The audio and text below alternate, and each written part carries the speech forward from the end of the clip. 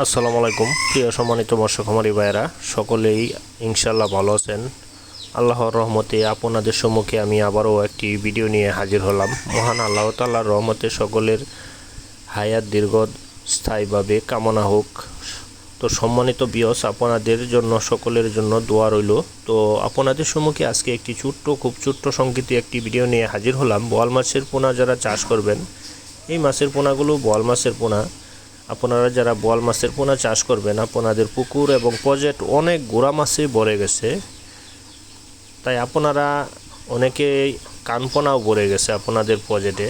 এই মাছের পোনাগুলো কিন্তু কানপোনাও খেয়ে থাকে এবং গোড়া মাছের বিভিন্ন প্রজাতির গোড়া মাছ করা খেয়ে থাকে। খেয়ে এরা অতি তাড়াতাড়ি বড় হয়ে থাকে। বছরে মিনিমাম 1.5 কেজি 1 থেকে 1.5 কেজি ওজন হয়ে থাকে। এই মাছের পোনাগুলো যমুনা নদী থেকে সংগ্রহ করা হয়েছে। তাই আপনারা যদি সংগ্রহ করতে চান, যারা চাষের জন্য সংগ্রহ করবেন, অবশ্যই আপনারা আমাদের ভিডিও টাইটেলে যোগাযোগ করে ঘরে বসে মাছের পোনা অর্ডার করতে পারেন।